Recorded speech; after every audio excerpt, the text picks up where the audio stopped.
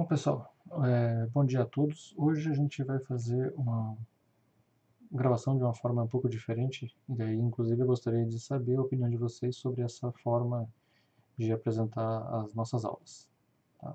Então, hoje a gente vai falar sobre energia magnética, e aí a gente vai, ao invés de usar um quadro, a gente vai usar uma projeção aqui. Então, obrigado a todos e espero que vocês gostem da aula. Então hoje a gente vai falar sobre energia magnética, né? Continuando o que a gente estava falando na aula passada, nós terminamos falando sobre indutores, indutância mútua e autoindutância, né? E aí o próximo passo é falar um pouco sobre energia armazenada em campos magnéticos. Tá? Então a primeira questão, né, é se existe energia armazenada em campos magnéticos. Então para isso a primeira pergunta, né, que a gente tem que fazer é essa, né?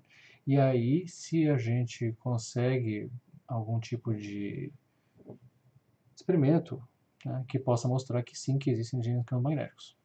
Então, por exemplo, a gente pode pensar aqui num circuito que é um circuito RL, onde a gente tem uma resistência, né, um resistor que tem uma certa resistência R, um indutor que tem uma certa indutância L, conectados em série para simplificar as coisas, né? E aí a gente tem a possibilidade de conectar esses dois elementos com ou sem a atuação de uma fonte de tensão, né?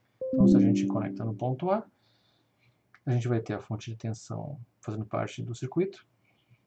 E se a gente esperar por um tempo suficientemente longo, né, a situação final vai ser que a corrente vai se estabelecer, a corrente vai se tornar constante, o indutor então deixa de atuar no circuito e acontece a dissipação de energia fornecida pela fonte no resistor. Com essa situação sendo estabelecida, agora a gente pode pegar e desligar a fonte, ou seja, conectar o contato no ponto B.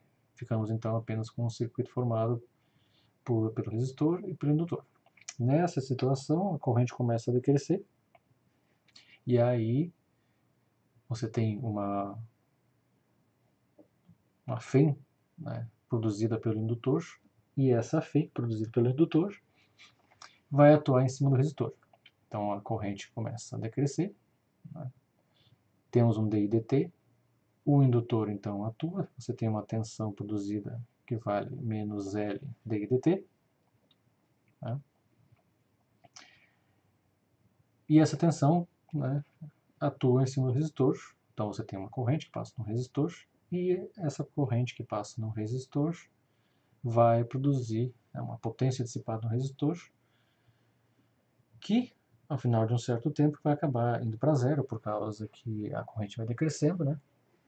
Mas essa potência que é sendo dissipada no resistor, né, está ligada então com uma energia que estava em algum elemento do circuito, não era no resistor, era, portanto, no indutor, que antes de você conectar no ponto B, tinha um certo campo magnético existente nele e tinha, então, né, com isso, né, uma certa energia magnética. Essa energia foi dissipada, então, no resistor, e agora o nosso objetivo é determinar quanto vale essa energia. Então, para deixar claro, né, o nosso objetivo é determinar a energia armazenada nos campos magnéticos, e a gente vai fazer duas hipóteses. A primeira é que os elementos do circuito, né, eles não alteram as posições relativas, então o indutor não muda de forma, por exemplo, né? E a gente começa aqui com um único indutor ideal. Já que tem só um indutor ideal, ele não tem resistência, então toda a tensão que atua em cima dele, né, vai ser dada por, pensando no tensor, numa fonte externa, né, por LDIDT. E aí a gente parte dessa equação 1 para obter o que a gente quer. Então, a gente tem uma potência que vai ser basicamente ΔV vezes I, né?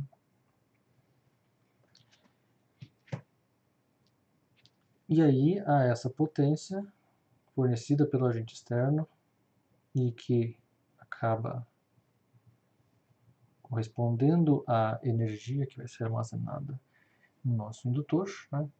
O próximo passo é montar isso na forma, então, de uma taxa de variação, né? Da energia que está sendo armazenada, substituindo a tensão por L dt, a gente monta essa equação, e aí, em termos diferenciais, né, a variação infinitesimal do trabalho vai ser L di. Com isso, se a gente pega e, nesse caso, considera que essa energia que foi transferida pela fonte vai ser a energia que vai ser armazenada no campo magnético, né? A gente tem que a energia armazenada, então, o quanto você aumentou de energia quando você variou a corrente de um DI, vai ser Li DI, e aí a ideia é integrar esses incrementos de energia desde a situação inicial, quando a corrente era zero, até você estabelecer uma corrente I no seu circuito, que no caso é indutor.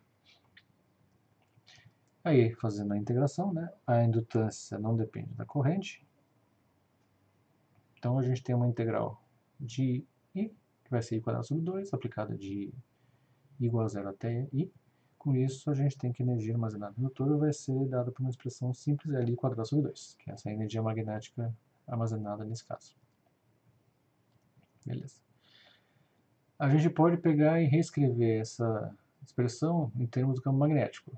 Para isso, a gente lembra que o fluxo magnético através desse elemento vai ser Li, a gente já obteve essa expressão anteriormente, né? E aí o fluxo magnético também é dado pela integral de B escalar N, né? Então a gente já teve essa expressão também, combinando as duas, né? E também lembrando que B é rotacional de A.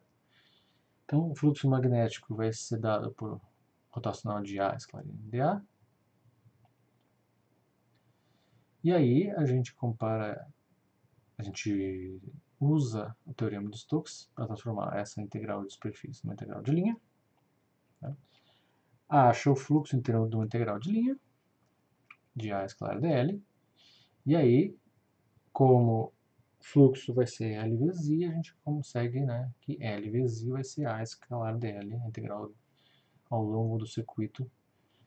Então a gente tem uma circuitação do A, corresponde ao fluxo, e corresponde a L vezes I. Então a gente pega essa expressão, multiplica ela por I quadrado, por I sobre 2, né? E aí, o que a gente tem do lado esquerdo dessa equação vai ser L quadrado sobre 2, que é justamente a energia magnética, então a gente conseguiu uma expressão para reescrever a energia magnética. E o I, a gente pode colocar dentro da integral, tá, para compor o elemento I dl. Então a gente tem um jeito de escrever energia magnética em termos do A escalar I dl. Daí, se a gente pensa, a gente deduziu isso para um circuito, né? Então, essencialmente alguma coisa unidimensional, caracterizada por ter uma certa curva e um elemento dl associado com essa curva. A extensão que a gente faz é sempre trocar I dl por algo do tipo JdV para você ter algo do tipo volumétrico, né? De modo que, nesse caso, a energia magnética, em termos do potencial magnético, vai ser algo do tipo A escalar JdV. Daí, próximo passo, eliminar a densidade de corrente J.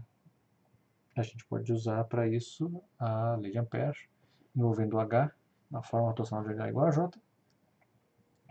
Nesse caso, então, a energia magnética ficaria a integral, né, meio A escalar rotacional de H, e a gente quer manipular agora essa expressão.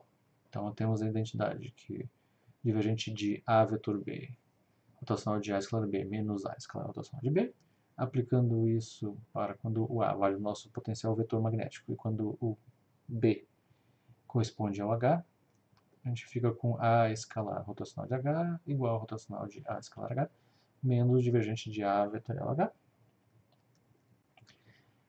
mais B é o rotacional de A, então a gente volta a expressar em termos do B, daí a gente substitui a equação 12 na equação anterior, 11, a gente fica com a energia magnética sendo dada como meio da integral de B escalar H, então a gente tem agora expresso em termos de B e H, menos meio de uma integral do divergente de A vetor H dV. A gente então usa o teorema do divergente para substituir a integral que envolve divergente, né?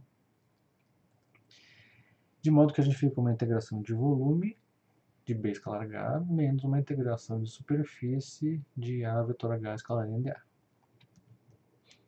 Daí a gente pode pegar e estender esse volume para a região, né, de modo que a gente tenha um volume infinito. Como as densidades de corrente são todas localizadas, se a gente estende essa integral para ocupar todo o volume, né, supostamente infinito, todo o espaço, o que acontece é que a integral de superfície, nesse caso, né, a gente vai ter que A vetor H vai ser localizado, e aí, em cima da superfície infinita, quando a gente faz a extensão, essa equação, né, A vetor H, vai valer zero, né, os campos decaem com a distância. De modo que a integral de superfície vai a zero, como a gente já fez no caso elétrico, né, e a gente fica então com a energia sendo dada para a integral em todo o espaço, né, de B escalar H dV. Então, ou você usa a forma em que tem uma integral de superfície para um volume finito, e então tem uma superfície finita, ou você usa a forma para quando você tem um volume infinito e a integral de superfície é zero. Tá? Correspondentemente, a energia para quando você tem um material que envolve dielétricos, né, ela vai ser dada por uma integral de E escalar D dV. A gente pode então definir a densidade volumétrica de energia magnética, metade de B escalar H, né? O correspondente elétrico, meio de E escalar D, né? E a energia magnética, então, é essencialmente a integral desse Uzinho dV. Se o meio é um meio linear, a gente tem que B vai ser μH, e a densidade volumétrica pode ser escrita como algo do tipo B quadrado sobre 2μ, onde μ é a permeabilidade magnética do meio magnético que a gente tem. Daqui a gente vê, né, como acontece no caso elétrico, né, quando a gente tem um campo magnético mais intenso, a energia armazenada então é maior. Tá? Então agora a gente pode verificar um exemplo de aplicação dessa ideia. Então, pensar num cabo coaxial, você tem basicamente duas cascas cilíndricas, né, raios R1 e R2, são concêntricas, são coaxiais, a corrente flui, né, na direção do eixo dessas cascas, numa para um certo sentido, na outra pelo outro sentido. Em algum momento, né, há um contato entre essas cascas cilíndricas. Né? Por hipótese, nesse caso aqui, a gente está supondo que o meio entre elas é vácuo, e dada a simetria da situação, o melhor sistema de coordenadas para analisar esse problema corresponde ao sistema de coordenadas cilíndricas, onde a gente coloca o eixo Z justamente paralelo e coincidente com o eixo dessas cascas. Com isso, a distância a partir desse eixo vale ρ, tá? E a gente pode usar coordenadas cilíndricas direto. Bom, o que a gente quer primeiro, né? A gente quer achar a energia magnética que é armazenada quando a gente tem uma corrente circulando nesse circuito. Né? Bom, aí lei de Ampère vai, e isso é tarefa para vocês, lei de Ampère vai mostrar que para as regiões onde ρ é menor que R1, ou seja, dentro da casca menor, ou ρ maior que R2, ou seja, fora da casca maior, né, o campo magnético é nulo, de modo que aí não tem energia armazenada, né, e o campo magnético também, fazendo a aplicação da lei de Ampère na forma integral, o campo magnético na região entre as duas cascas, né, vai ser dado por μ0 i sobre 2πρ, isso na direção θ, como definido na figura.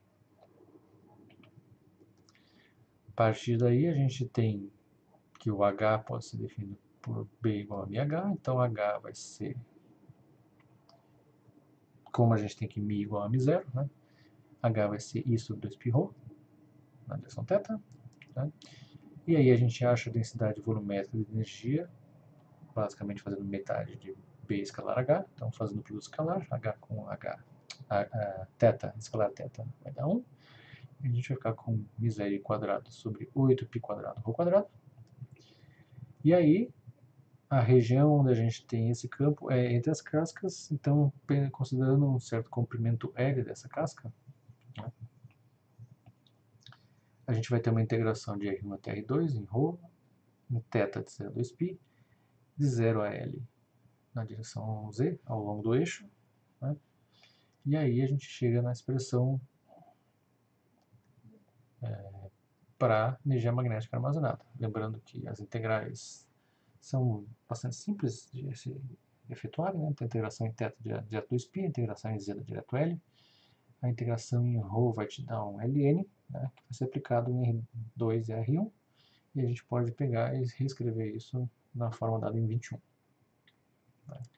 Então, para um certo comprimento L de cabo, a gente tem uma energia magnética que depende, na verdade, desse L. Então, se os condutores forem efetivamente infinitos, a energia armazenada seria infinita. Né? Na prática isso não é verdade, mas para um comprimento suficientemente longo das cascas, a energia magnética vai ser dada por 21. Então, a gente tem essa grandeza.